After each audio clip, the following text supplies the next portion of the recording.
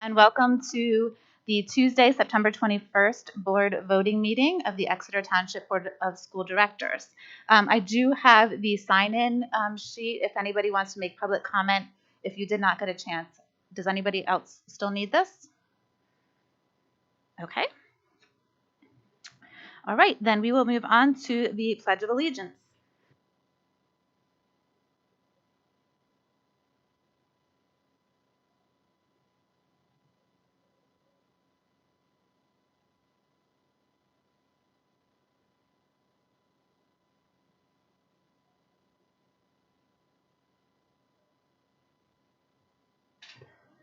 Mr. Fike, if you could do the roll call, please.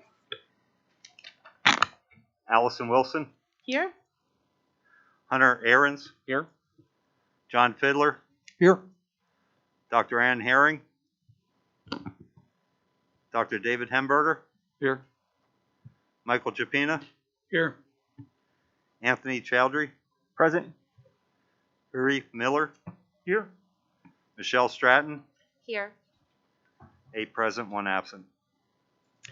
Thank you, Mr. Fike. In addition to the 8 board members in attendance this evening, we're also joined at the board table by our solicitor, Sharon Montaigne, and members of the school district administration, including Dr. Kimberly Miner, Superintendent, Dr. Eric Flam, Director of Teaching and Learning, Mrs. Dawn Harris, Director of Pupil Services, Dr. Christy Haller, Director of Human Resources, and Mr. Brian Fike, who serves as our Director of Finance and Support Services, as well as our board secretary. Okay, Superintendent's report, Dr. Miner. Thank you, Mrs. Wilson. I'm pleased to report to the board that the school year is off to a great start. I would like to especially thank the teachers, administrators, support staff, really everybody in the school community who has worked so hard to get the year off in such a terrific way. We have very, very high goals, and I'm very pleased to say that as our administrative team has been out about in the buildings, on a daily basis, they come back and talk about how diligently people are working towards achieving those goals so early in the school year. I also want to thank our student body and our families. This has been 2 years of transitions. And so for some students, especially our younger students coming back to school, they don't have a whole lot of experience with what that is. And, for families, I think they had a lot of challenges after having a year home with their students to send them to school. For some parents, that was difficult. But again, they have just been outstanding, and we're really, really grateful. And we're looking forward to having an excellent school year. So thank you to everyone in our school community. That's all, Mrs. Wilson. Thank you. We will be following board policy number, before I do that, we do not have anything to amend on our agenda tonight. Okay. We will be following board policy number 903 regarding public participation in board meetings. I will not be reading the policy this evening. However, please be aware that if you do not comply with our policy, we will unfortunately have to ask you to leave. Okay, we now have time for public comment. Mr. Gardella.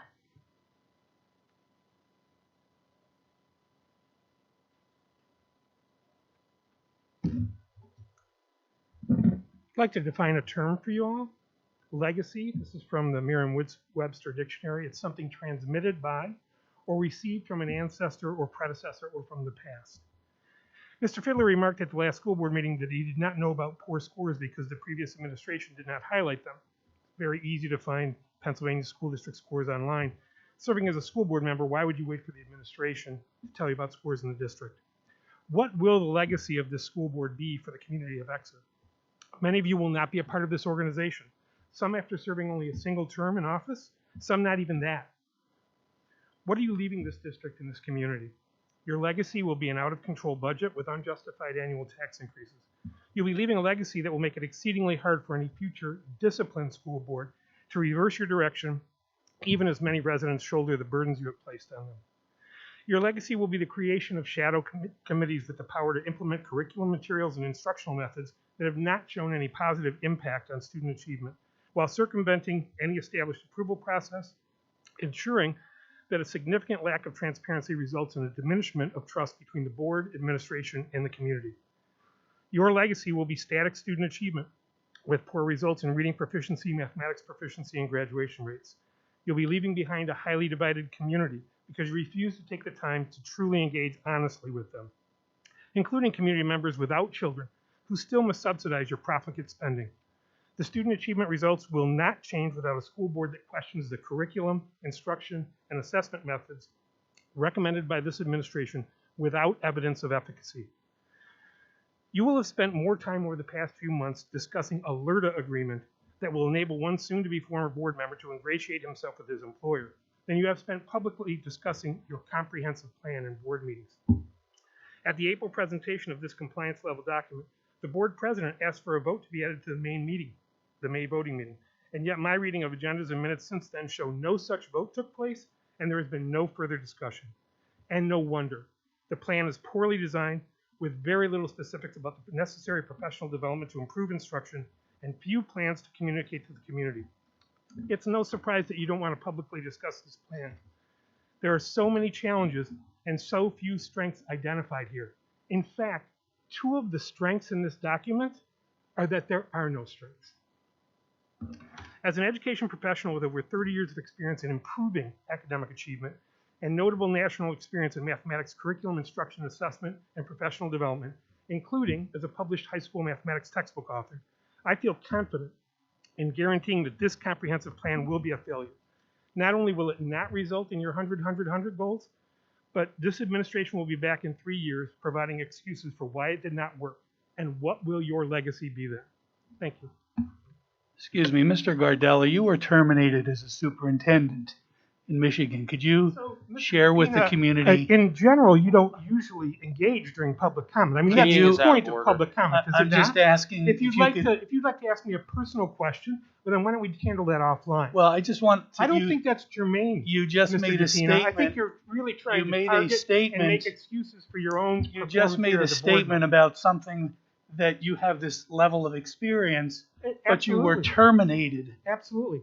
Twice. But no, I was not terminated Once. Twice, sir. No. You were terminated. You're incorrect. Once. You're incorrect. Okay, well, and if you actually read the board minutes, you'll find that I was terminated for no cause. That was the board motion, Mr. DePina. You're attacking me publicly instead of Mr. Gardella. Instead of using your own policy and allowing public comment. I understand how no without cause any works. of this back and forth. There was a little agreement on the side. That's what no cause is. Well, no, Mr. DePina, there was not. And for you to make that kind of a slur in public is really disingenuous. It is If you want public. to know Go more details, search. I'll be happy to discuss them, and I'll be happy to put you in contact with members of the administration and school board of Howell Public Schools, if you really want to know more information. But it seems like what you really want to do is just embarrass me because you're embarrassed about the participation and performance of this Board of Education. You made a claim that you had certain capabilities. And I asked do. you a question. It's not a claim, Mr. DePina, and that has nothing to do with improving academic achievement, because in the district, academic achievement improved Time by is up. over Thank you. by over 2 average ACT points. Can Okay, make thank you, the Mr. same claim Gardella. here? Your time is up. But Mr. DePina took I'm some sorry. of my time The to time is up. address a question. So the reality is Mr. DePina took that time. We're now going to move on to Mr. Heinze. Happy to discuss anytime you want. I would love to chat with you, Ted. I would just like to say, Mr. Gardella, your claim that I am supporting the LERTA to ingratiate myself with my employer is an accusation of a crime. That is part of the definition of bribery. If you have evidence of this, I would suggest that you would contact the district attorney, because that would be a crime, both in my day job and also here. And I think it's quite hypocritical for you to be upset about somebody making a slur against you versus accusing someone of a crime. Do you have evidence of this? No, I don't think you do, because there is no evidence. No evidence. That is slander. Mr. Gardella, I'm sorry, your time is up for public comment. If That you is speak, slander. If you speak again, I will have to ask you to leave. Okay, I'm sorry. You need to leave.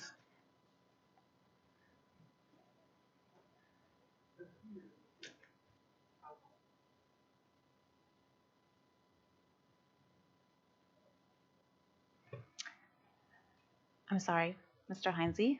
That's gonna be pretty tough to follow, but so I'm here today to talk about learning while in quarantine because I feel like our current policy is not in the best interest for the students of Exeter Township. I have 2 students in Jacksonville, one in 1st grade and one in 4th grade, who had to quarantine this past week. The only support they were given to from the school were packets of paper home for the parents to work on with them, no instruction from their teachers. My 4th grader had his tablet, things he can do online there. Okay, but again, no instruction from his teachers. I reached out to Dr. Miner, and I was instructed to reach out to the building if I needed support. I feel like it's up to the school board and the school district to just supply that support to our students. It shouldn't be the parents' decision to reach out to the building principal and ask for support. We had support last year when children had to quarantine. They were able to Zoom into their classrooms. They're not able to do that this year. Back in the August 4th newsletter, there was a question and answer section. In that section, there was a question that said, what will the procedure for students who need to quarantine during the school year due to COVID-19? And the answer from the school board was, the district will need to see what the PA Department of Health in terms of quarantine during the school year, making plans to deliver educational services to quarantine students. As of now, I don't think any of that's been done.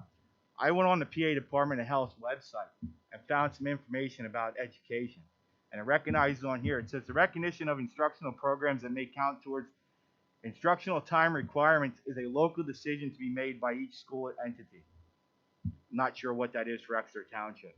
And then it goes on to say, set forth in Chapter 4, implementing systems of tracking attendance and instructional time, especially related to students engaging remote instruction, the provisions of FAPE, and the equality and access to instructions for all students. Additionally, Chapter 11 requires that instruction time for students shall be time in school day devoted to instruction and instructional activities provided as an integral part of the school program under direction of certified school employees. Emphasis is added, it's in bold on the website. Although instruction may be provided in synchronous and asynchronous formats to count as instruction, whether in the classroom or remotely, students' instructional activities must be under the direction of certified school employees unless otherwise permitted. I don't feel like my children's quarantine period was under the guidance and direction of certified school employees. I had to teach my son math. My wife had to help with stuff too. Then it goes on to say, any school entity that includes time spent in a remote learning environment toward instructional time requirements must implement a system that accurately tracks out school instructional times similar to the attendance in the school building. Now, with that being said, I have 2 questions for the school board. What is Exeter Township's procedure to teach students in quarantine? And how are you tracking the attendance while the students are in quarantine? My 4th grader was able to log onto a computer, but how do you know what my 1st grader did? Thank you.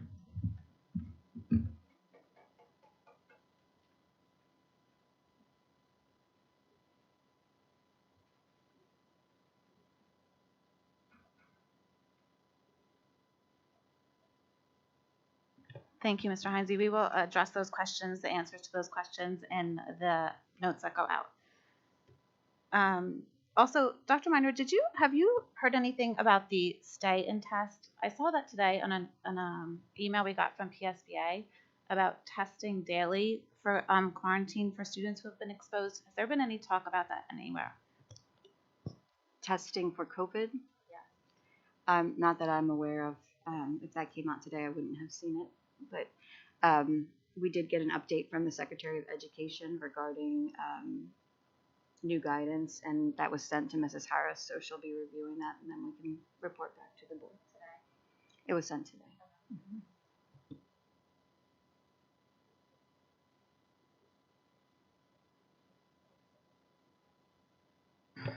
Okay. If there's no objection, we will adopt a motion to approve meeting minutes from last month's school board meetings. Hearing no objections, the minutes are approved. If there is no objection, we will adopt a motion to approve the August 2021 Treasurers Report and payment request dated August 18th, 2021 through September 21st, 2021.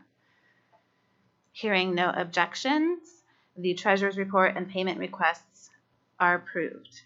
Moving on to the Education Committee, Mr. Fidler. Can you turn on your mic? We have three items for information and one that requires a vote. The first is an enrollment report, which the board has seen. The second is a non-resident student for 2021. It is reported that senior high student such and such a number has been given permission to attend Exeter Township Senior High School as a non-resident senior for the 2021-2022 school year in accordance with policy number 202, eligibility for non-resident students. There is also a field trip. Senior high 9th grade students will travel to the Berks Career and Technology Center on October 10th to tour the facility and see the programs that are available. And the final item is a consent agenda. It is recommended that the Board of School Directors approve the following Education Committee items, including early graduation for 8 students, an agreement with the Chester County Intermediate Unit and Exeter Township School District to provide school psychological services at a rate of $761.83 per day for evaluations not to exceed 3 days and a rate of $85 per hour for meetings. A list of staff conferences.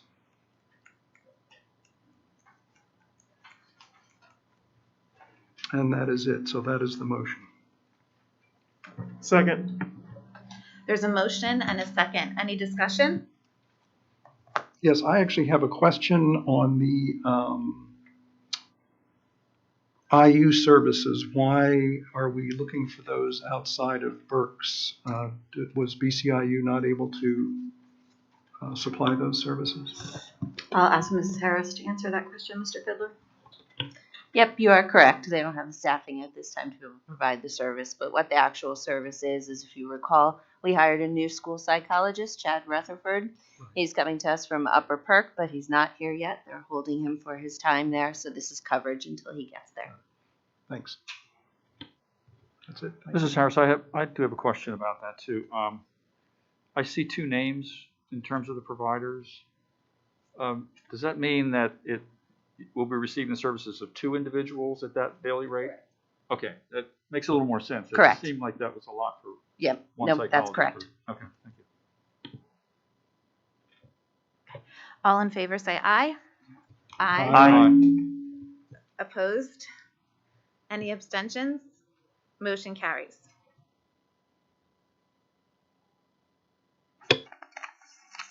Moving on to Personnel Committee, Mr. Jupina. Thank you, Mrs. Wilson. It is recommended that the Board of School Directors approves or ratifies the following personnel items. Number 1, resignations. Number 2, appointments of administrative and certificated staff. Number 3, support staff. And number 3, the list of course requests, which I believe has 5 items on it. Second. Okay, there's a motion and a second. Any discussion? All in favor say aye. Aye. Any abstentions? Motion carries. Mrs. Wilson, Mr. Biggerstaff is in the audience tonight. I would welcome him to come up to the podium if you accept that, to introduce himself to the board and the community. Good evening.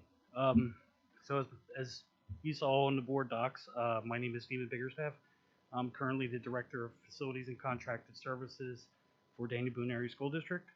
I accepted the position last week and am very excited to get started here. I bring with me a lot of experience. I've been in the facilities business for close to 30 years, so I understand what it takes. And my goal here will be safety and taking care of these kids and making these schools safe and ready for operation every day. Thank you very much. Thank you, Mr. Biggerstaff. We're very excited to have you Welcome. join our team. I appreciate your faith in me. Thank you. Steven, you want to introduce your wife since she came here? I do want to introduce this is Jennifer. We've been married for 25 years in January, so she's my support staff. Thank you. Thank you very much. Moving on to Finance, Facilities, and Audit Committee, Mr. Aarons. Item A, it is recommended that the Board of School Directors approves the attached letter resolution granting tax exemptions on the assessed value of certain improvements and new construction in Exeter Township previously designated for such purpose in accordance with the Local Economic Revitalization Tax Assistance Act as amended. Second. There's a motion and a second. Any discussion? I do have a question. How much, if any, time will the administration have to devote to this if this is passed? It actually depends when the applications come in. The only time I have is probably an hour to actually develop an application, and I'm not going to do that from scratch. I'm going to pull it from other districts Sure. and make it our own. But depends when an application come in. It could range from 5 hours to 20 or 30 hours, depending on how complicated and large a project is. Right. But once we put it together, then it'll come back to the board to approve that project once the application and our recommendation to approve or disapprove would be. Okay, great. Thank you. Mm-hmm.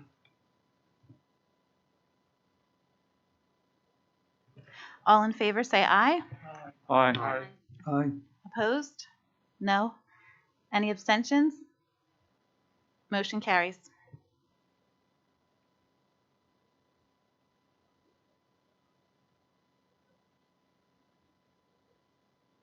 It is recommended that the Board of School Directors approves the attached resolution for the district's bus garage. I'll read the intro to it. Be it resolved that the Exeter Township School District hereby authorizes to approve the acceptance of responsible low bid contracts and approve alternate bid items to award the following construction contracts for the project known as a new bus maintenance facility for the Exeter Township School District, contingent upon receipt of bonds, insurance, and necessary agency approvals. Contract 1, General Construction, ECI Construction LLC, in the amount of $2,838,500. Contract number 2, HVAC Construction, JBM Mechanical Incorporated, $669,500. Plumbing Construction, A.H. Moyer Incorporated, $193,000. Contract number 4, Electrical Construction, H.B. Frazier, $422,000. Total construction costs estimated $4,123,000.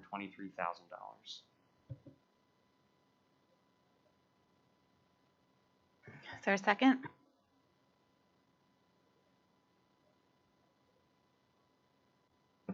I'll second. There's a motion and a second. Any discussion? Just a question. I was thinking about this afternoon. Is there a way, I seem to remember asking this before, but I don't remember the answer. Would there be a way for us to sort of break this up into sections and deal with the safety-related issues first? I mean, I know the roof is in very bad shape. So would there be a way for us to do that first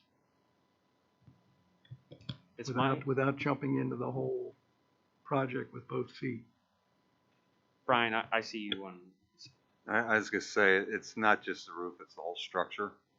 I've given instructions not to use a wooden portion of the building except for storage. The roof leaks, there's rot, there's mold, there's moss growing inside the building, the wooden structure. So 2/3 of the building is really unusable. The only thing we keep in there is spare parts, tires. We do keep snow removal equipment and stuff, but it's in bad shape. It should have been done years and years ago. I know that price tag is high, but this is what happens when you wait and you're to the point that I don't think it will survive. I mean, Ben's here. If you want to ask him questions, he can tell you about, you know, the condition. But when I first came here last year, you and I walked through it. And I've you can seen it. agree to that. Yeah. I have to say that when we did employee orientation this year, I apologized to the bus drivers for the conditions they have to work under. You know, we don't have potable water in the building. One of the things this project would do is bring in public water, or water is, you know, basically used for washing the buses and flushing the toilets, but we don't have a fountain or anything like that there that really works. The toilets are undersized. You know, for the amount of staff that goes in and out of there, we do have 4 or 5 people that work there full time year round, but the rest are part-time drivers. But that's their place to come wash their hands if they can wash their hands. You know, to get their assignments, and you know, there's not even room for more than 3 or 4 people to go in and go out. You know, if you want to ask Ben some questions, he can answer those. But you saw the facility; it's bad. I mean, the block wall on the inside, the paint's flaking off. You know, this should have been taken care of years ago. I have seen it. The other question I have, again, I think is really for the administration. Can we assure the public that we will not have to raise taxes to complete this project? Yes, Mr. Fiddler. This project, the entirety of the cost is can be found in our capital reserves budget. So we have $7 million approximately. I'm sure Brian can give you the exact quote on there. Some of those funds were already allocated, about $1.5 million to the bus garage project. There was additional funds, around $3 million, that had been allocated to other projects that we have determined aren't necessary projects in the next at least 5 years, possibly even beyond that we can reallocate to this project. So that is money that's in the bank. That's not money that is in our operating expenses reserve. It can only be used on capital projects. So it's a separate account and fund. So therefore, this money has already been set aside by the district. It would require no increase in taxes, nor would it require any kind of bond issue to take out additional loans of any kind in order to do this. So there is money in our capital project in the bank that would cover this project in its entirety. So it would have no direct impact on tax increases whatsoever. Thank you. You're welcome. Mrs. Wilson, I'd just like to reiterate my concerns about this project. It's primarily the location. You know, we have a site that offers only 2.4 acres. It's situated along a very busy and very dangerous and increasingly more congested road. There is inadequate space for parking, for employees, for buses. And it really doesn't offer, we're putting a tremendous amount of money into a location that offers us no future options should we need to expand and grow the program due to increased enrollment. So I think it's, you know, I think it represents a bad investment, you know, for the future, and that's why I'll be voting against it. Mr. Fike, could you give the estimate of what would happen if we built at Watton Creek currently? Based off what the estimate was before to Watton, we'd probably be $9.5 to $10 million. Based on the what's coming in right now in the construction market. You know, when we looked at this last January, we were about $200 a square foot for this type of construction of garage or maintenance facility. This one came in at $460 a square foot, and that's just the difference between January and now. And talking to people in the industry, architects and engineers, they don't see this changing. You know, it's an issue of availability of product. You know, as a school district, when we bid, we have to use U.S. Steel. We have to pay fair wage. You know, the fair wage isn't going to change because that's a high amount anyway. But the steel, the cement, those types of things. I talked to the general contractor's low bid, And I'm trying to, let me see if I have my notes here. I had it somewhere. That he sent out RFPs to his subcontractors, and a good example, 15 RFPs to concrete contractors. He only received 2 answers back. 9 RFPs to drywall contractors, only received 2 answers back. 12 to masonry, only received 4 answers back. 8 to painters, only received 1. And the reason given for no response, they were unable to guarantee the price and material availability as well as manpower. So I think this is going to be a while that we're going to be dealing with these types of things. You know, and we had over 10 bidders for the general contractor, so it's not like we just had one bidder. It's everyone came in that. This was a low bidder, you know, but there wasn't much difference between the low and the high. Yeah, so there was 10 bids that came in, and we did choose the lowest bid in every area. Correct.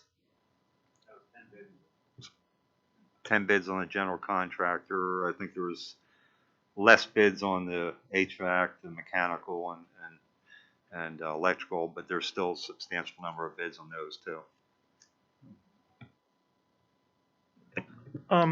I've kind of come to the conclusion that there's never going to be a good time to do this at all.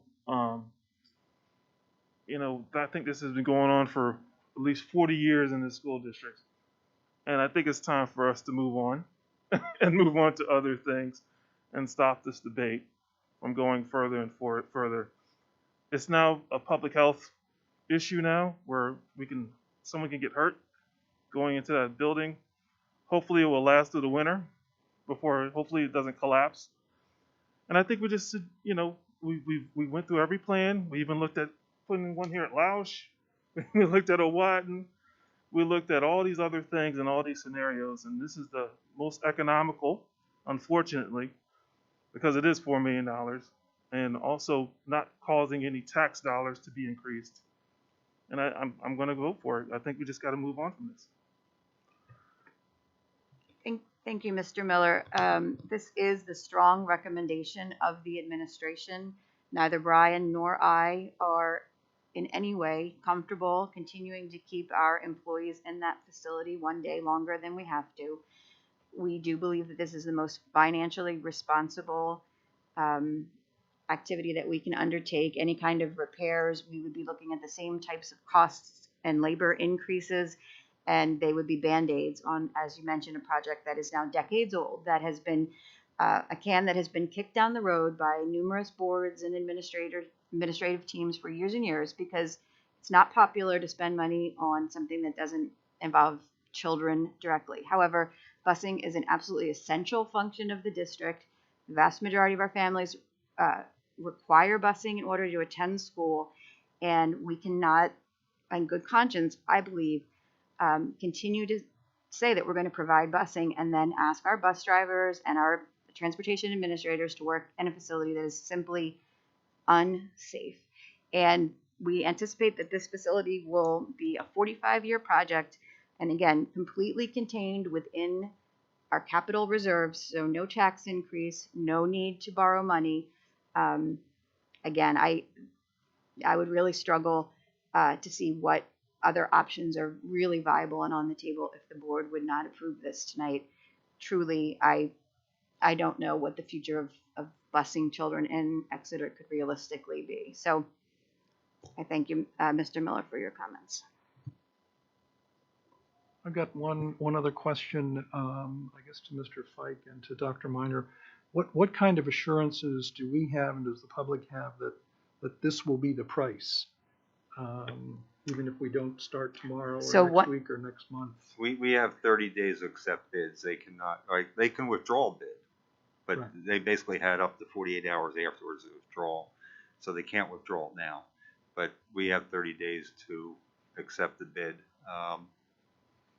You know, there is a penalty for withdrawing, but once we accept it and issue the contracts, there's no backing out. These are guaranteed. And there was actually completion, $500 a day completion, and we say substantial completion. If we awarded today, the steel will be ordered. I'm told March timeframe it should be delivered, so they start construction then. would have a building that's occupiable probably by August. Their concern is there might be some things that are not completed, depending on availability of macadam and cement work, because we're putting in some curbing in the back to help alleviate storm water flow to neighbors in the back. So we're actually diverting it into basins instead of going back over the parking lot. They actually have up to 16 months before they're charged $500 a day for not completing it, but they have to completely have the thing done, within the 16-month period.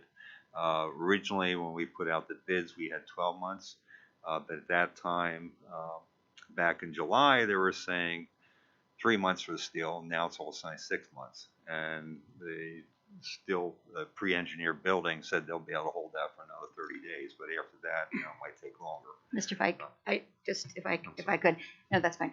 I think, Mr. Fiddler, your direct question was what assurance does the public have that this price won't go up? I should have asked it that way. Right. Yes, thank you. So I will answer it that way because I believe that was what you meant. So if the board votes to accept these bids, that is the price.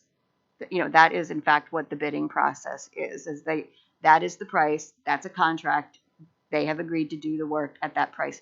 The only way that those prices would increase would be if we had change orders.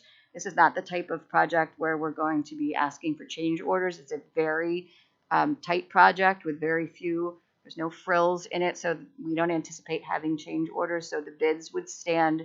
There's no risk to the board, the community, that over the 16 months that they're going to come back and say, oh, the steel prices went up, etc. Once they commit to this, that is the price. And in fact, when Mr. Fike was describing how few contractors, in fact, did bid, particularly at the sub level, it was because they're going to be locked into those prices. And it's a gamble for them that they'll be able to actually make the profit that they anticipate making, because if the prices go up, they've locked themselves into those costs. So that is why the board would vote to approve the bids, because then it locks that price.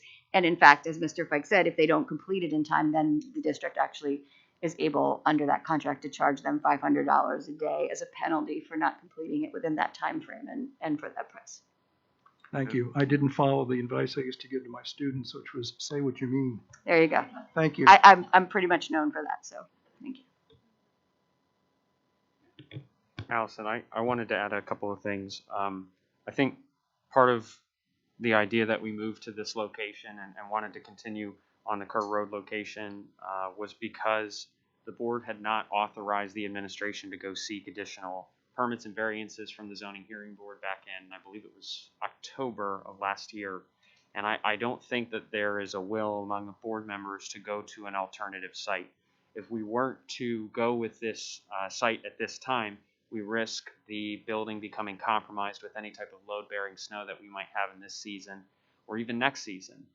Because for the market to stabilize, that could be next year. It probably won't be with all the ARP dollars that are available to school districts, and they're going to be using them to do building projects, especially in our local area with all the projects that are going on in Reading and other districts. Beyond that, I think one of the things that would be an extreme challenge is if we weren't able to use that building because something were to happen to it and we were waiting for a project time to come into a good period of time. We would have to spread out our maintenance of the buses, and I'm not even sure where we would do that locally. We'd have to be able to get access to the undercarriage of the buses, the engines, create different spaces where those things could happen. We'd have to make sure that there were bathrooms available to the employees. Splitting our fleet up is one of the things that we were warned against doing when we went through the transportation study. We could theoretically look at alternative sources for busing, but we've been down this road before. Our report that we had last year from PSBA and a number of years ago from PSBA has consistently said that our fleet is well run, well maintained, and we're doing a good job.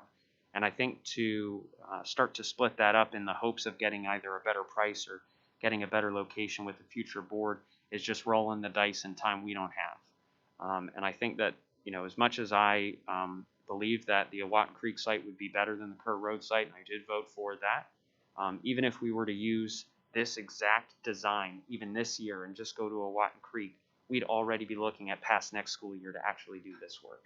And I'm not confident that we have that type of time, especially considering some of the foundation problems and some of the roof challenges. And I just think that this is not time that we can afford to waste right now. We're already gambling with being able to use that building for the rest of the year and having to figure out some way to stretch ourselves to be able to get into another building before then. I'll be voting for this.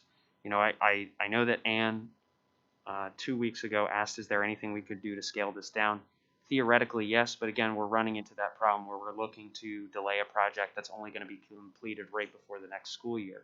Those scale downs are things that include a hydraulic lift that makes it easier for our mechanics to access the buses, safer for them to be confident that some of the other lifts aren't going to fail while they're under there, that they'll be able to have access to public utilities where they don't right now.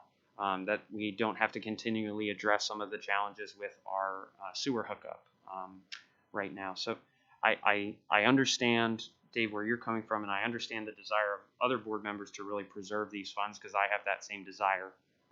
But we figured out a way to do it where we're not increasing any of our debt service, which results in tax increases. We can manage this in the next couple of years to where all of our bonds and debt will be paid off in a number of years, and that's where we can see real tax relief and invest with our own money into some of these projects rather than having to borrow in the future for them. You know, this is a challenging project, I think, like Dr. Miner said at the beginning, which is, you know, it's not attractive to spend money on something like this. But ultimately, this is a once in 50, 40-year investment, and you know, 40 years is up. And the clock is really ticking past that 40 years at this point. So I think that this is a really important investment that we need to make. And, you know, we talk about legacy. What would be the legacy of something happening to that building and having a number of years where we can't make sure that we're meeting our run times in the morning for a year or 2 years? That would be a serious problem. We want to make sure that students have all the time in the classroom. If they're not getting to school at 7:30 for the high school, if they're not getting to Rifton at 8 o'clock, you know, that's classroom time that they don't have. So this is, I think, a really critical investment, and I think we need to do this now. Thank you, Mr. Ahrens. Again, I appreciate your comment and your support for this project. I would add one of the additional items is the conduit that would allow us at a future time to move to an electric fleet. We anticipate that it's very likely that there'll be significant grant money available to do that, which would also potentially lower our future costs around bus purchases. So that's another investment in the future in terms of both a greener operation there as well as potential financial savings.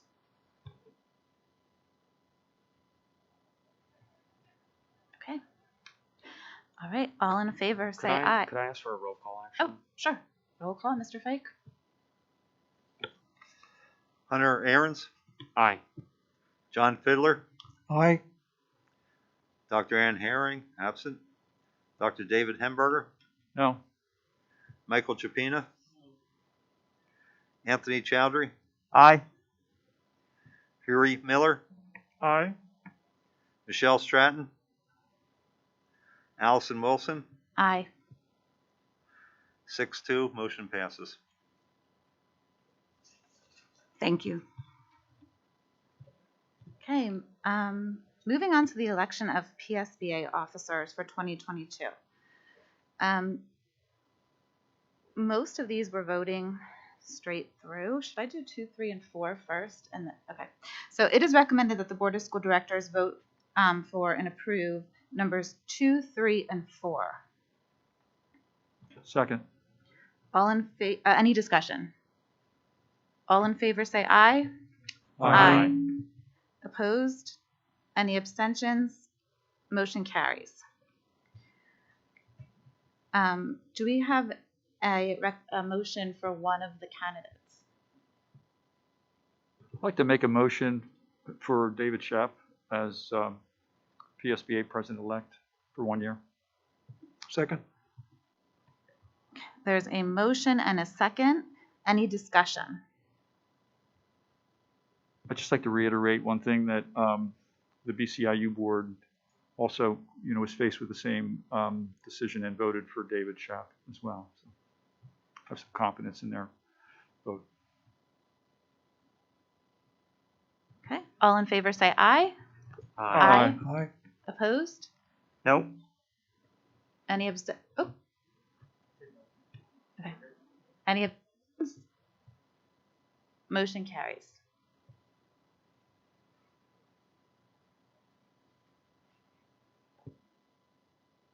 Okay. Moving on then to Policy Committee, Dr. Hamburger. Thank you, Mrs. Wilson. We've got first reading policy and second reading policy. The first reading policy is policy 903. I'd like to take that vote separately. And this is public participation in board meetings. We haven't had an opportunity to discuss this too much in committee of the whole, but the primary modifications to the policy really have to do with allowing for public comment 2 times throughout the course of a meeting, one at the very beginning to vote or to comment on items that are on the agenda, on the voting agenda, and a second opportunity for more general comments at the end of the meeting, from what I understand. I think that's the intent of the policy, and that's how it's currently rewritten. So that's the draft that we currently have. Dr. Hamburger, may I just add to that that our, it's me over here. Hi. I saw everybody looking around. I'm like, oh, hope they don't know I'm talking. I just wanted to add to that our solicitor did review it. And just one point, I don't know if the board wants to discuss or not. We currently have in there that we're allowing each participant 4 minutes of speaking time. And our solicitor recommended that we just discuss the option of 3 minutes as well, because that allows for more participants to be able to speak. There's no right or wrong there, just a preference. When I did some review of other districts' policies, 3 minutes does seem to be more of the standard rather than 4. So I just wanted to put that out there in case there wanted to be any discussion about that.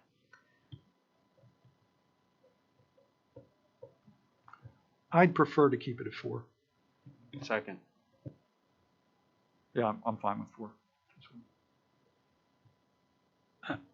Before we vote, I'd just like to note that it is always the board's prerogative to push back on somebody who stands up in front of this board and makes slanderous statements about people. When you're running for office, you are indeed a public figure, and you put yourself out there. And if you're going to stand in front of this board and ask questions, you should understand that you also are going to be asked questions back. That is the prerogative.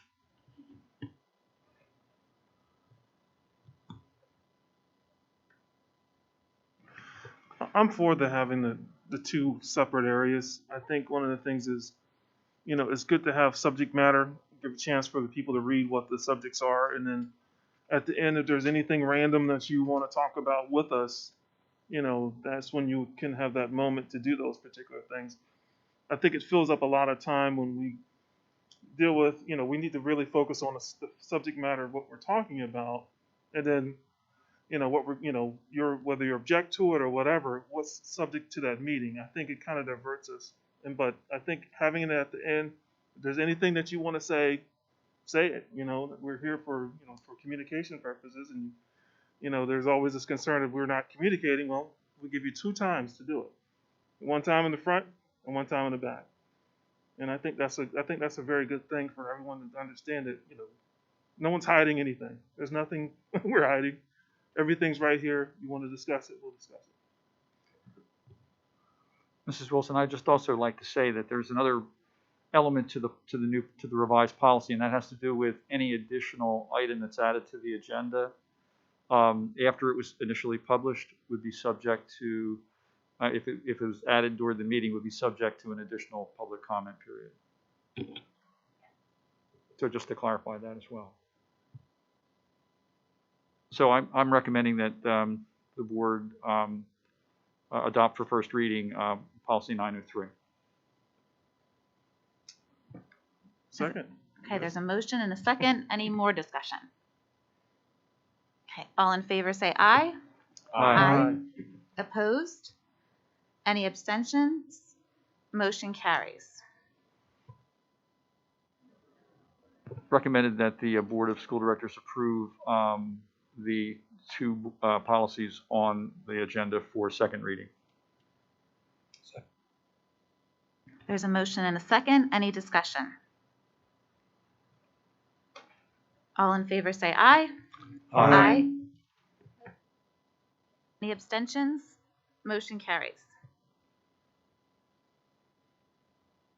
Thank you very much, Dr. Hamburger. And then moving on to athletics and extracurricular activities. Dr. Herring's not here this evening, so Mr. Miller is going to take over.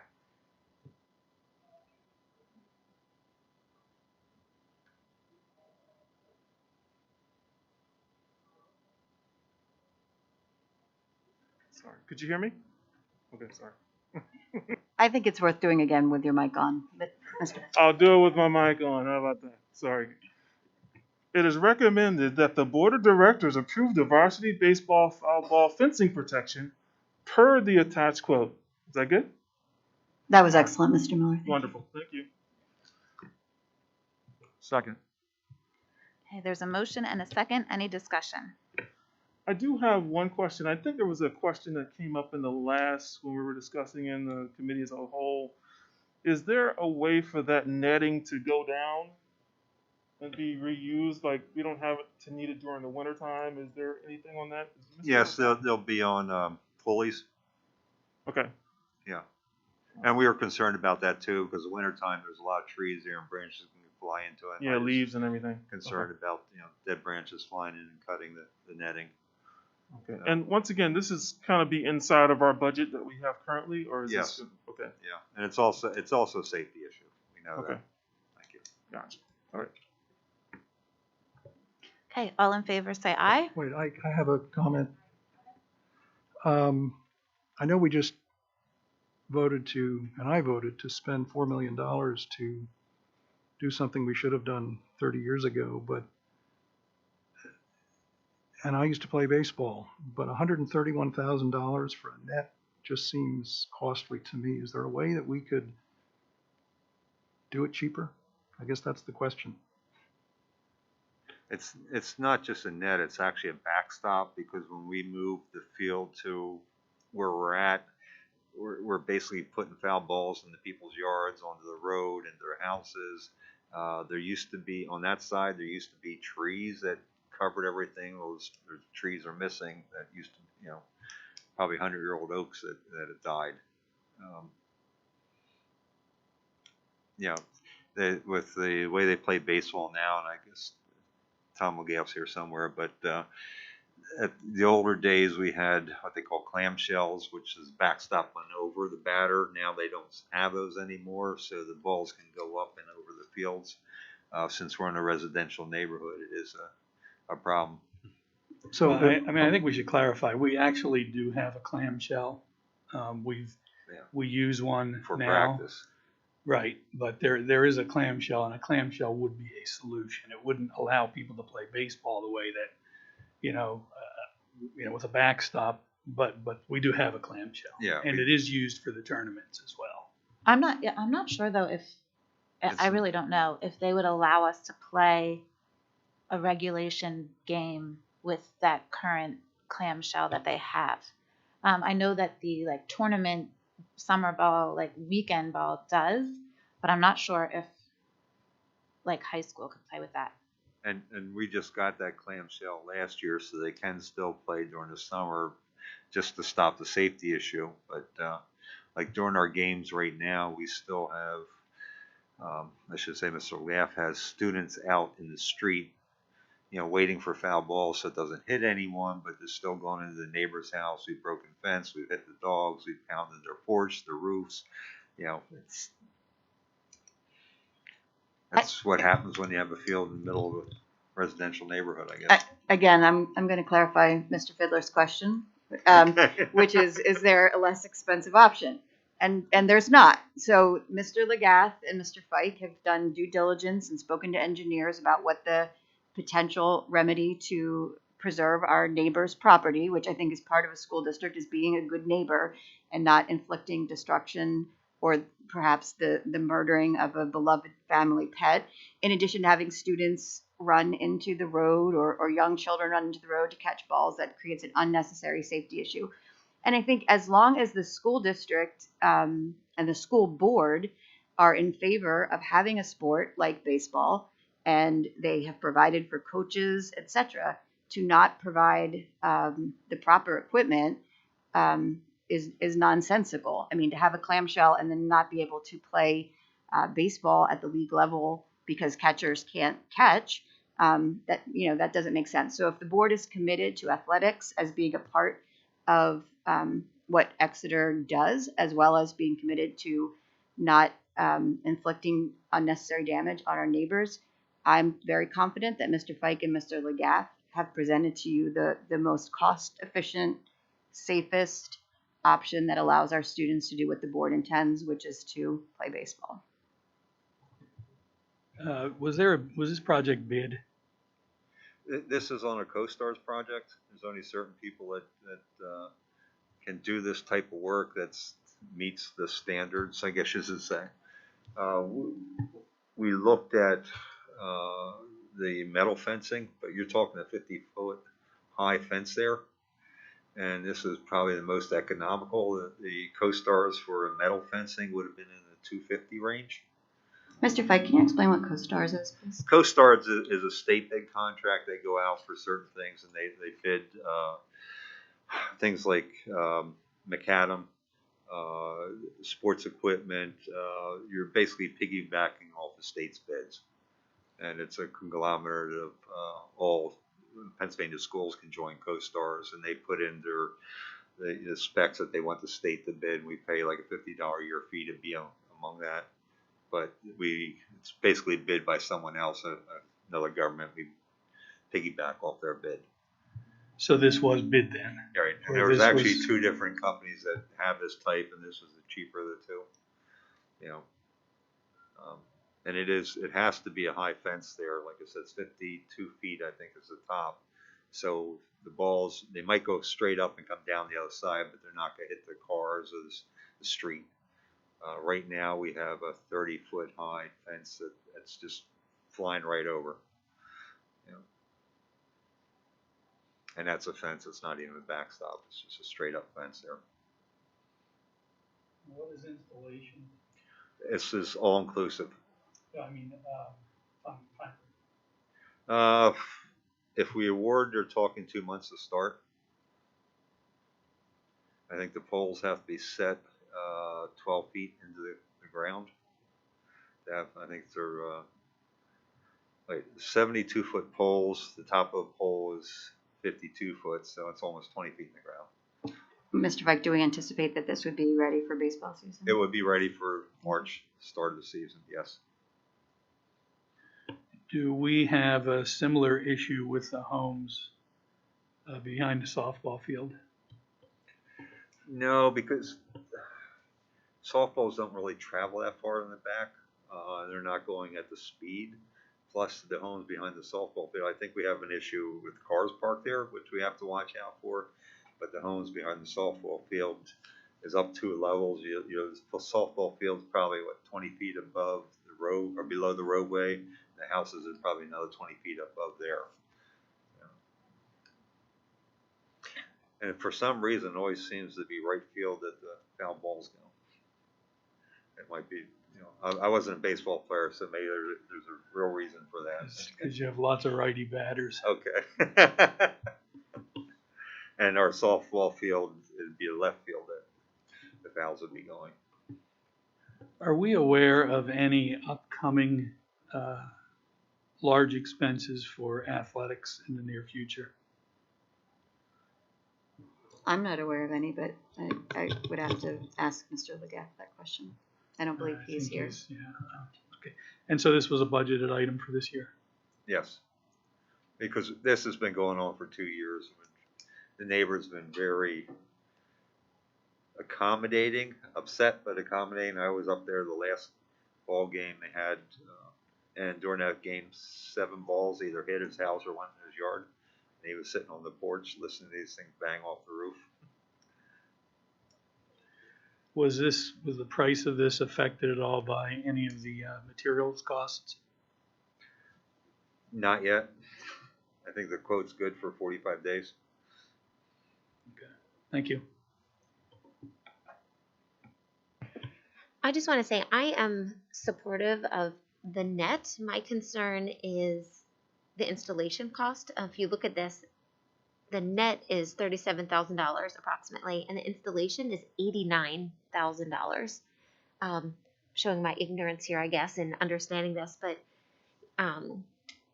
is there a fencing company that could do it for cheaper? I mean, like, how many days does this take to put in that they're charging us $89,000 to install They have to some drill. poles? Basically, up there is a lot of bedrock. They already had a geo survey done. They have to bring in a large crane to drop the pole, and it's not a telephone pole. You know, something that's going to support the wind and everything else. You know, when you're talking 50 feet in the air, that's what, 5 stories, I believe. So it's mostly crane costs. You know, those cranes cost what, $10,000 a day to bring something in like that, and then drilling down into bedrock. So. And do we know that there's rock under there? Is that something we're aware of already? Yes, we had the surveys from when they built the high school. If you know, which was interesting to me, when they built the high school, I think they ended up changing the auditorium because the bedrock was so, it cost to cut that bedrock out and make the floors level in the high school was astronomical. That's why we have the different levels there. You know, I know if you go behind the school where the parking lot is, you can actually see stone or bedrock in the hillside there. So they have all the technical, or whatever you want to call it, information, because they did move that field, I think it was 12 or so many years ago, from the side at the high school to the backstop or where it is now, because they had a large drainage problem over there, and I think it was because it was coming off the bedrock. The water soaks down in, follows the bedrock, and then comes out at whatever point it could. So we do know there's a lot of bedrock in that hillside there. So as far as we know, we have no plans to discontinue baseball. And we have, Well, I mean, that would that's certainly not be an my option that the decision. board I could know. consider. I'm just So- saying, I mean, if there's a plan somewhere to discontinue it, we should know That is not the before we- recommendation of the administration, but it is at the will of the board. Thank you. All right, all in favor, say aye. Aye. Opposed? No. Any abstentions? Motion carries.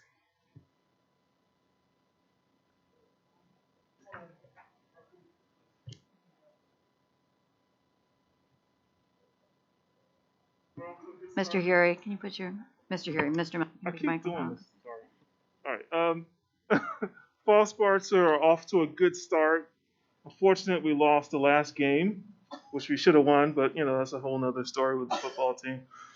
This weekend the game is on Saturday, not Friday, and it's at West York, so it's a little bit of a drive if you guys go, but definitely try to support the team.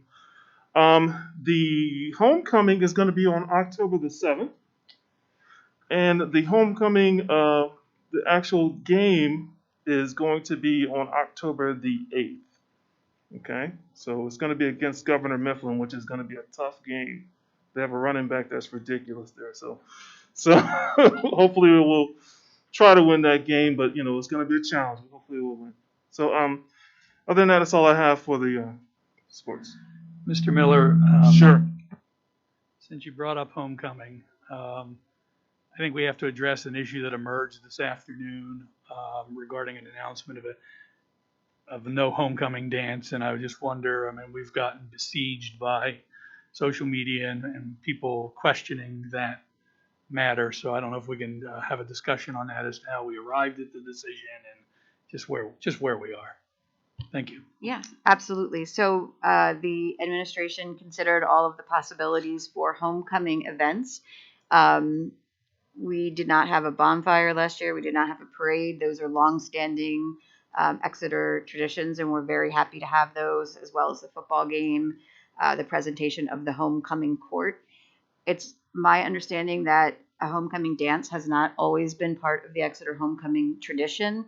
And when we weighed the relative concerns about a dance where the design of it is to be in close contact with other individuals because it's a dance, and the potential then for that to lead to a high school closure, having to go to virtual due to an outbreak, et cetera, it didn't seem that was a logical cost benefit analysis, given that we have 3 other functions for students and the community and alumni to attend: the bonfire, the parade, and the game. You know, we're looking towards very hopefully having a prom and et cetera as we head towards the spring, but the administrative team felt like the risk associated with creating our own spread that then resulted in having to go to virtual instruction at the high school for a 2-week or longer period wasn't a logical trade-off.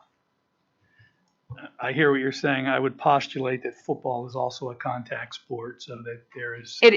Football is a contact sport, but I believe there's a limited number of players on the field as opposed to a dance, which would involve the entire class. Is there any possibility of conducting it in an open air setting? I mean, I know there's always the weather. I know there are potential issues, but is there any? I mean, I see I read about a lot of parents who'd be willing to step up and make this happen. Again, I understand the safety matters. I'm not questioning that, but is there a possibility in an open air setting to do something? Certainly, the administrative team can consider an open air setting. I think, again, you know, the challenges of an open air setting, you know, where shoes, et cetera, you know, are you going to wear high heel shoes? Are we going to have it on the turf? And the costs associated with that. You know, we're hiring, you know, out DJs and those kinds of things that can be outside. So we can certainly look at that. Mrs. Harris, were you able to ascertain which school districts in Berks County had made a similar decision for similar reasons at this point? Yeah, I have the document. Mr. Campbell shared it with us earlier, and I just pulled it up here. And just give me a second to scan through it. Looks like there's several that are undecided, but may consider an outdoor event. There are, keep going down. 1, 2, 3, 4, 5, 6. 6 that said they will not be having a dance. 1 that says they're not clear on what they're doing. So, are there any schools that have affirmatively said that they are going to have a homecoming dance? Let me see.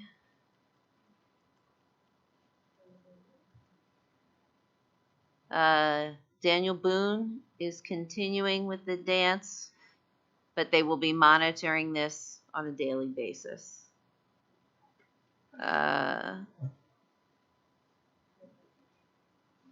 Mifflin is looking at an outdoor event. And same with Tulpe. Most of them that said, Daniel Boone's the only one that said yes. The rest are looking at an outdoor event. No confirmation. Or have in fact canceled it altogether. Yeah. That's so what I mean, have right now. I think that is, you know, certainly the question. I mean, the board has been abundantly clear that they want students to be in person, and I think, you know, it is a risk. And so I think if there's a desire on the part of the board to take that risk and have a dance outside, we can certainly facilitate that. However, you know, if that results in the high school being closed for 2 weeks and there being the impacts on the football season and all the associated sports that would not play during the time of the closure, you know, that's a risk benefit analysis for, again, a dance that is not the prom, and you know, to shut down fall sports, which that would do if we had to close the high school because we had an outbreak. That's a high cost for our fall athletes to pay. It's a high cost for our students to pay. But if that is a calculus and a risk that the board would like to gamble on, then, you know, the administration would absolutely move forward with an outdoor event. We certainly couldn't do an indoor event, but I think, again, as the board, you have to wrestle with whether or not you're asking the administration to run that risk. And if the board wishes us to do so, we can certainly do that. But I would advise that the consequences there could be steep, which is why we have made the recommendation not to do it.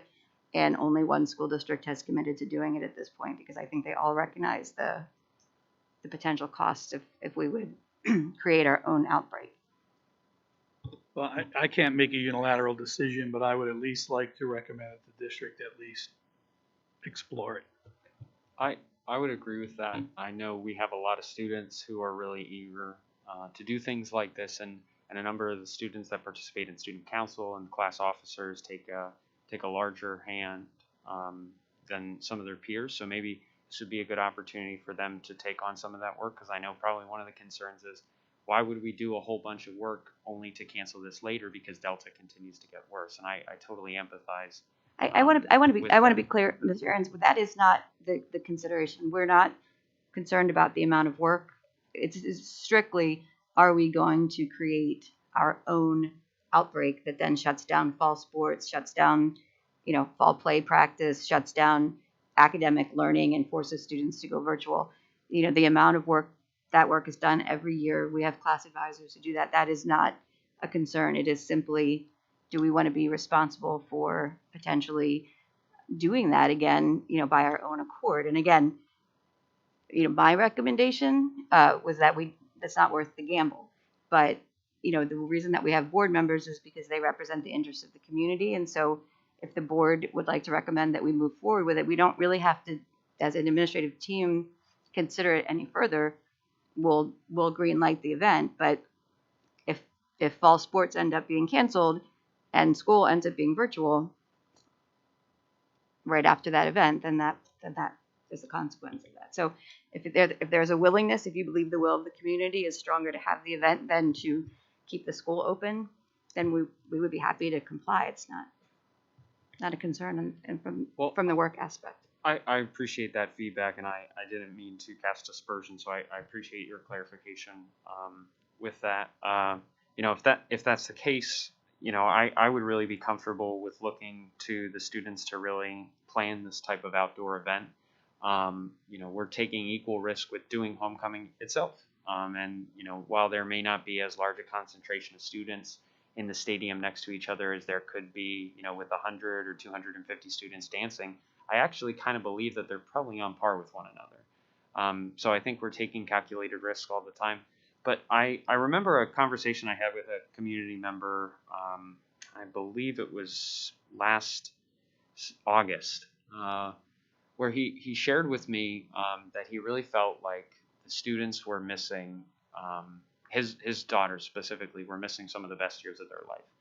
And I know when I was walking home from graduation, this past graduation, my brother had come with me, and he didn't get to walk at graduation. He was class of 2020.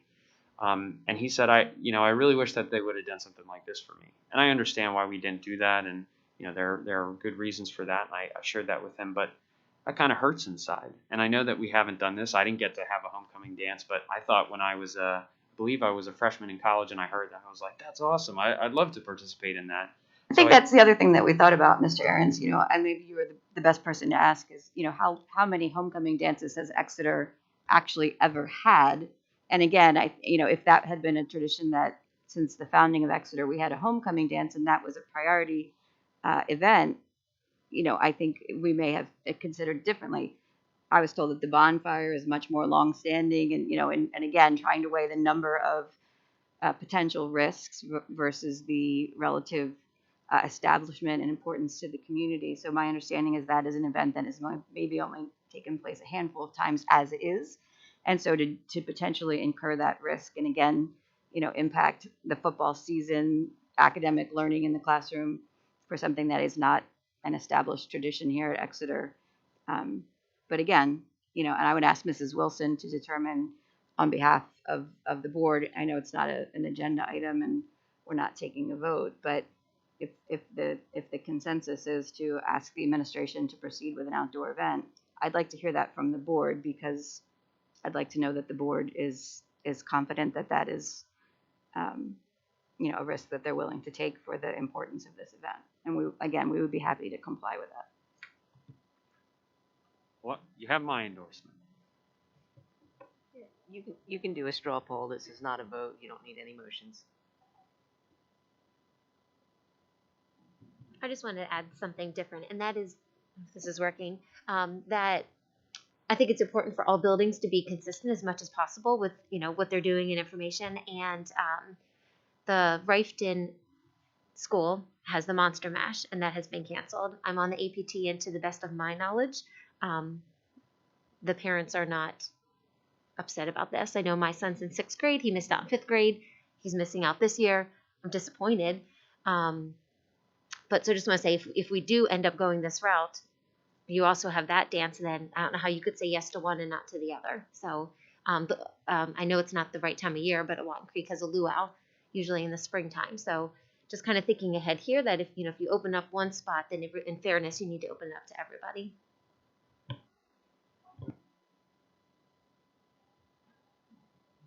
I think you make a very valid point, Mrs. Stratton. I would say, though, that the kids in high school are sort of at the end of those years, and I think that's just really the difference that I see. Is that my hope is that we're not talking about COVID when the 5th graders become 10th graders or 11th graders. So. Well, my thing is I think there's nothing wrong with having an outdoor event. Make sure they're wearing sneakers instead of high heels. And maybe, just to clarify, I wanted to make sure I said this. The bonfire and parade is on October the 7th. The homecoming is on October the 8th. The other thing is if we do use, let's say, the football field, we're going to have it after the football game at the same field if we did this. I mean, there's so many options. I would have to turn that over to the high school team. Yeah, we just have to figure out when and where. Maybe we'll use our baseball field. I have no idea. But I think the football field is probably the best place because there's an admission. We can keep track of who's coming in and out. I'm sure they'll probably make all those arrangements and do somewhat of a decoration. But we have to figure out a date and then all the other things that are involved in it. But I honestly don't have a problem with it. I think some of these kids are, we did do an outdoor graduation, and it worked out very well. I think in this case, maybe there might be, if we can find the feasibility to do it, I think we should definitely do it.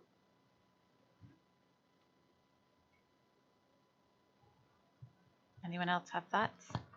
Yeah, I'm reluctant to get in the way of something, even if it doesn't have the resonance of the bonfire and some of the other events. But I mean, these are young adults. I think they can assess the risk, and I would be, I would not be willing to put up a roadblock and say no, you can't do it. Yeah, I'd also be supportive of an outdoor activity of some kind to commemorate homecoming. Yes, I'd be okay with that. Okay. I think maybe we could. Well, thank you, Mrs. Wilson. Yes. I appreciate the straw poll. So Yes. I will ask Mrs. Harris to coordinate with Mr. Campbell on an outdoor event. And I'm sure the high school team will proceed with that, and we'll notify the community of what that will look like, the date, and whether or not it will be played on the base or held on the baseball field. Thank you. Can I just add one thing? I know that the recommendation of the administration was different, and I can empathize with your guys' focus. We represent sometimes competing interests, but oftentimes the same. So I just want to say that I appreciate where you're coming from, and I think we all do. But obviously we're a little bit different here in terms of perspective. But I don't think that this represents a lack of willingness to really engage with the community, because you do that very well and very often. Thank you, Mr. Ahrens. Okay. Let's move on then. Mr. Miller, to the Exeter Community Education Foundation update. I turned on the mic this time, so I got this. But they have nothing to report. The only thing I have to say is that the golf tournament was highly, highly successful. And if you go on the Exeter's Foundation, you can see pictures of the event. I think they raised over $38,000, I think, for the event. So I had a good time, even though I lost, but it still was fun. I had a great time, and I'm looking forward to next year. I just want to thank the foundation. Ange Cook is the new leader of that. Amy Lutz works very hard as well.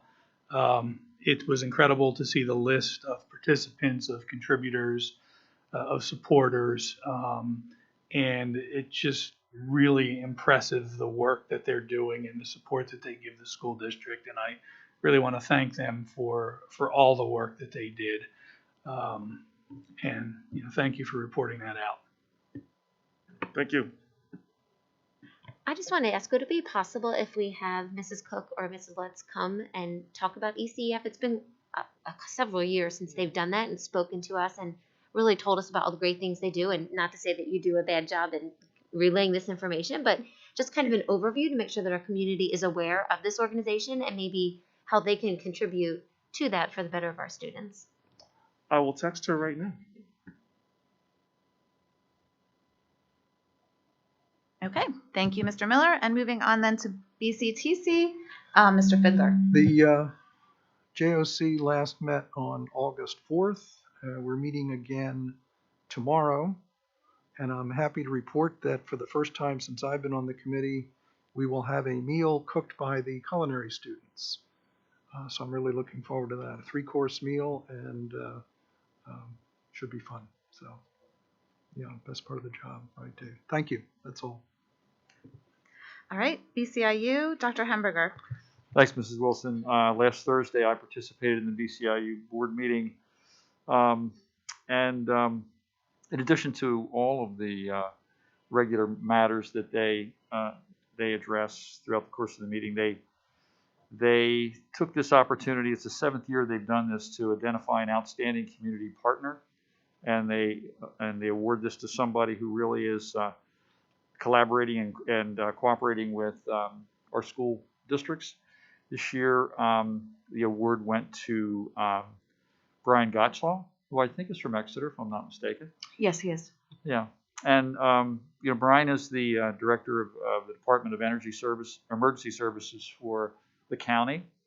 They talked about his work in the development of a countywide all hazards plan, keeping kids safe program that he's done, and all the other things that he did to assist districts in response to the COVID issues that were encountered by public education. So a well-deserved award for one of our own community members. Sure, Mike, go ahead. So I work with Brian Gottschall on a regular basis as a hospital administrator. I was so impressed with the work that Brian did during the early parts and right through the pandemic and continuing to this day. I was also completely impressed with Christian Leinbach as the president of the county commissioners for setting aside, all the stuff that goes on when you're an elected official to really, I think, lead the way in this county. And Brian, I think, is certainly a deserving candidate. I'm proud that he's from Exeter. He did an amazing job, and I would expect that he'll be busy for a while yet. If I can just offer my 2 cents as well, over the past year of dealing with the pandemic, and I have not been shy about saying that we've been largely dissatisfied with the governmental response, but Brian has truly been a bright light in that. Anytime we have had to contact him or call him, his information sessions that he's provided to the county superintendents have truly been outstanding in his responsiveness, and it's nice to see him recognized in this way, and again, to have him be part of the Exeter community. Thank you for those comments. Also, just wanted to note that at the board meeting, we were provided a presentation celebrating the 50 years of intermediate units throughout Pennsylvania. There are 29 IUs throughout Pennsylvania, and they provide just an amazing array of services to public education, and I know they oftentimes work very much behind the scenes, but it's truly an amazing organization, and I think BCIU is one of the best IUs in the state. And I'll be glad to go on record to say that, having been familiar with a few myself. So it was an excellent video presentation, really kind of describing what IUs do, on behalf of school districts and students throughout the county and throughout the Commonwealth. Mr. Hamburger, if I can also offer my 2 cents on your commentary about the BCIU. I would also say that Dr. Hackman and the team at the BCIU has also been incredibly supportive of superintendents and school districts throughout the pandemic, and we are very fortunate to have that organization especially during times like this. I'm proud to serve on the board on behalf of the school district on the IU board. That's all for my report. Do you have anything for legislative liaison? Yeah, I would like to say every quarter we have a meeting called COLA, which is Committee on Legislative Action. And these are superintendents, business managers, representatives from school districts, board members. And this month, this past Tuesday, featured Nathan Maines, who's PSBA Chief Executive Officer, and his Chief Advocacy Officer, John Callahan. And, it was really interesting to kind of see the things that PSBA is doing to kind of work on our behalf, on the behalf of us, school boards. I mean, we are their main client. One of the things I felt was kind of interesting in the comments from Mr. Maines had to do with how PSBA reacted to the governor's mandate for masking, and they were particularly upset with the idea that school districts would lose some local control in making those kind of decisions, and I think they've always tried to believe that school district boards should be held to the highest level of standard when it comes to making decisions for what's right for their communities.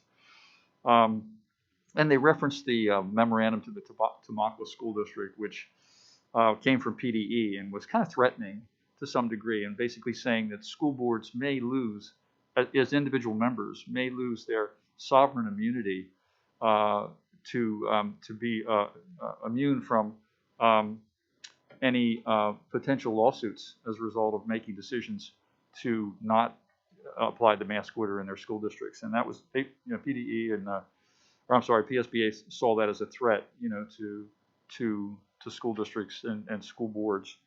They also said it sort of dampened the enthusiasm for returning to boards. Usually what happens is when board members come to the end of their term, which is a 4-year term, about 40% typically decide to run again.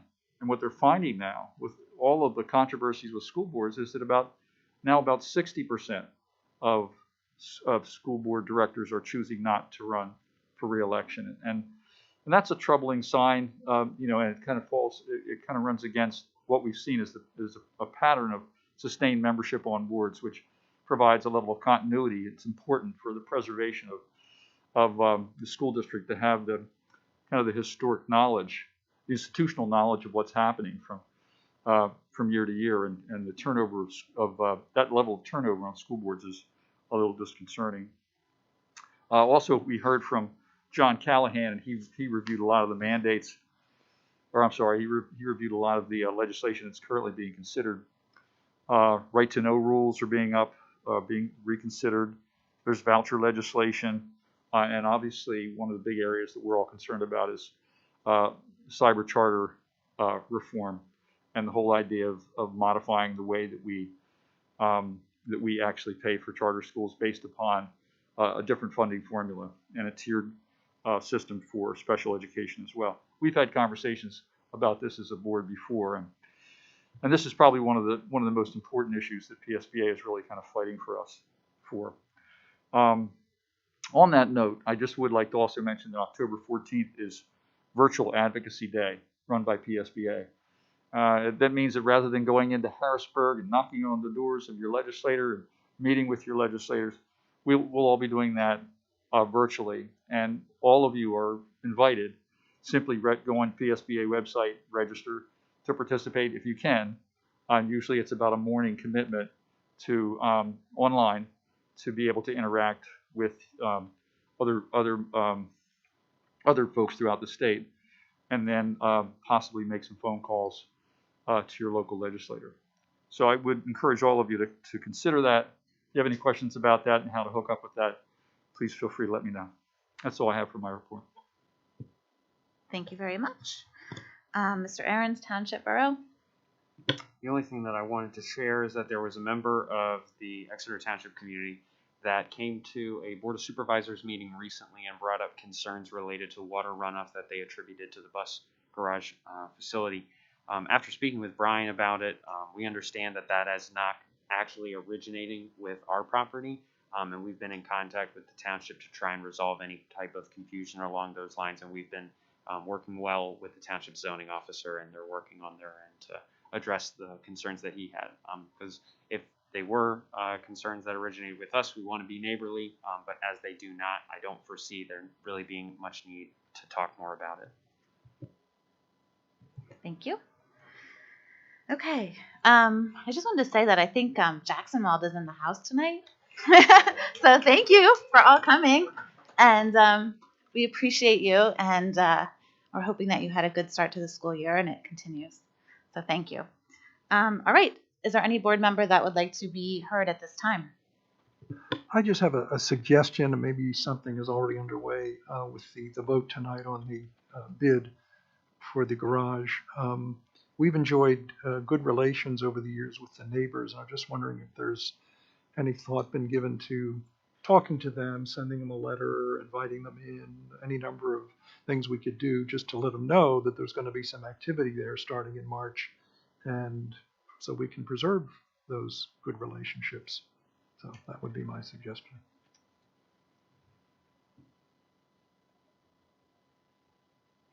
I have two things. The first one is earlier when we had voted on the first policy regarding public comment, I just wanted to remind the public that they are always welcome to also send us emails. I know I've said this before that I may not respond to every email, but that I do read every email that is sent to me. So I just want to encourage people to please still do that. In addition, after these meetings, as long as you're polite, I will be polite, and I would love to talk to anyone. And I think that a lot of the board members here would do that as well. So just know that coming and speaking here is just one way. If there's someone at home that's not comfortable or someone in the audience that doesn't want to stand up and speak publicly, they're more than welcome to reach out to us in other ways. We would appreciate that. And then my other question, maybe for Ms. Harris or Dr. Miner, is when it was asked earlier about quarantining and work, currently we're sending homework with students, do we have any idea what other schools are doing? Are they doing the same type of thing as us, or are they doing something different? Do we have any idea? Each school is taking their own, approach to quarantine, the extent of quarantine, and what they're doing with work. So I would say that it's very much a mixed bag. We think one of the important lessons that we learned over the course of the last year is that there's not a one-size-fits-all solution for students when they're at home in terms of what their parents are able to support, what works best for the student. And so we think, as is the case with all educational decisions, that we're at the point in time where it makes sense to have that done at the school level with the principal, with the guidance counselor, with the classroom teacher, with the parents, in terms of, what solutions work best for, individual students. We are looking at also the length of quarantine time. So, traditionally we've had students who have, missed several days of school because they've had strep throat, chickenpox, etc. And so we've sent work home and handled that. But when we have had students who have had a long-term illness, we, employ homebound instruction or send a tutor to support them with that work over the course of time. So most of our quarantines are 7 to 10 calendar days, which usually equate to about 5 school days. And so when we do have students who have to have a 20-day quarantine or longer because they have members of their household who have COVID, that really extended period of time, we are going to be posting for basically a virtual tutor who can kind of serve in that same role and support students almost with an office hours kind of approach, and making sure that they are able to do their schoolwork, that they're not having items that are confusing. I know that there are individuals who, really want, why can't we Zoom into classrooms? We Zoomed into classrooms last year. Last year was an entirely different situation. This year, because there are fewer and fewer quarantines, to set up a classroom and have the disruption that occurs in the classroom as well as the balance of that for the quality of instruction that kids are getting when they're, passive observers for the entire day. Again, these are the kind of decisions that we have to make. We don't feel that cost benefit analysis is the right move to make.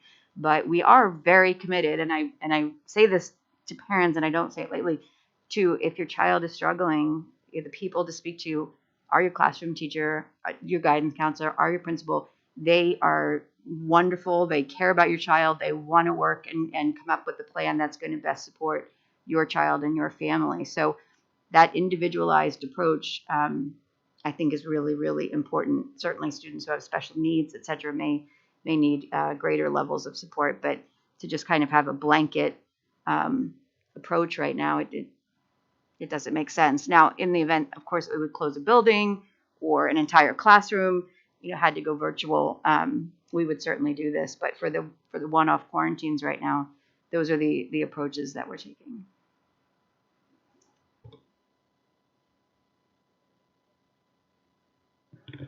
I just wanted to address maybe more of what I would describe as an outburst by myself earlier this evening.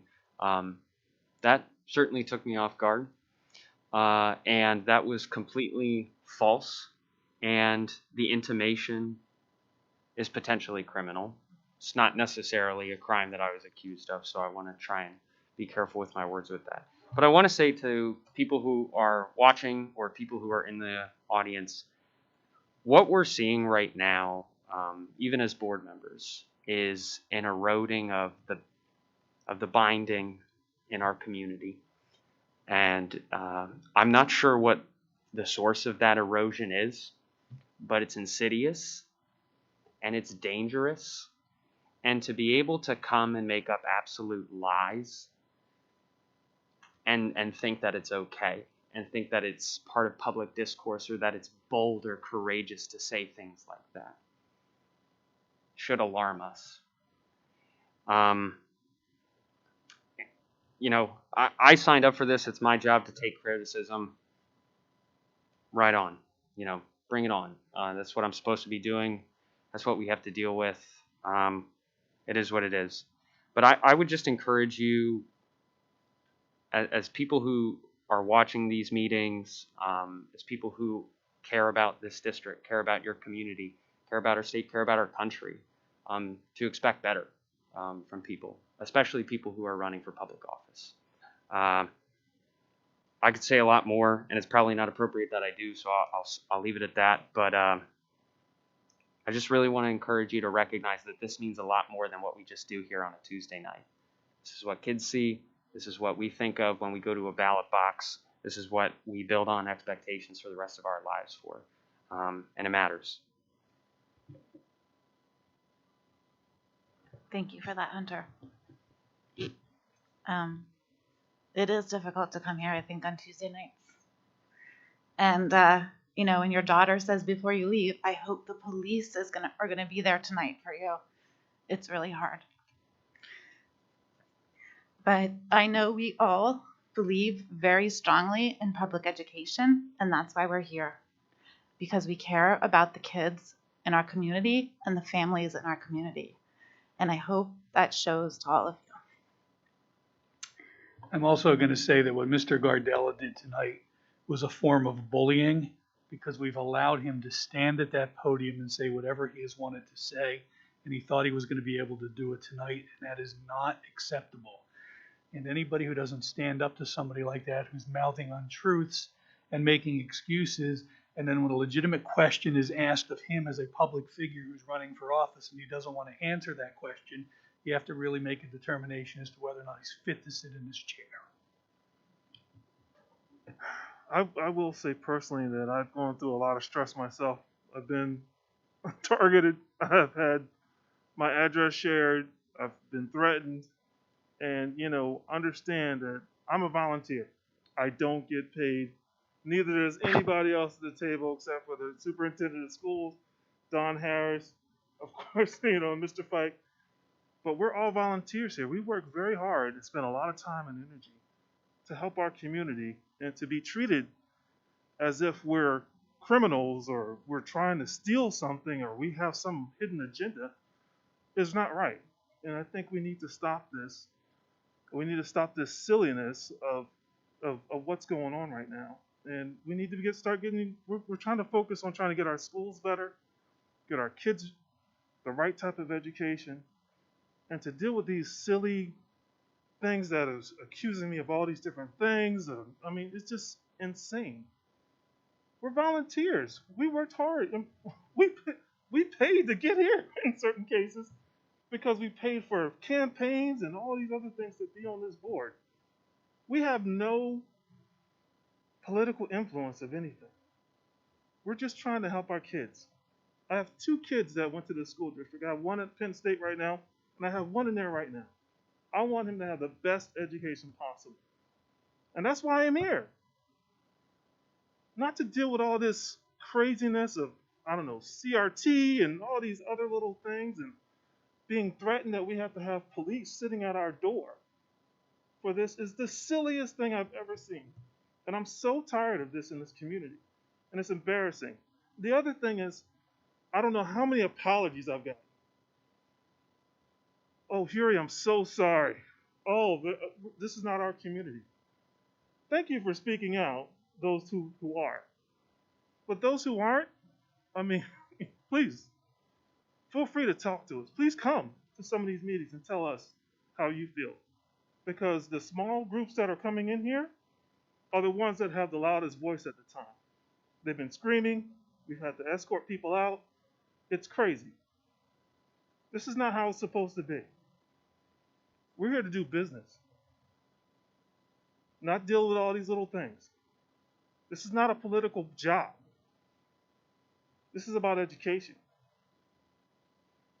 That's all I got to say. Excuse me, can I ask one more question? I don't want to, and I know you're not going to do this, but can we give Mr. Hinsey will we get an answer back to him tomorrow? Because I know that I've heard that same issue raised by other folks as well. I believe that was the question that Mrs. Stratton asked that I answered, and as Mrs. Wilson said, we'll include that in our summary of the board meeting also. Okay. If there is no objection, I will adjourn this meeting.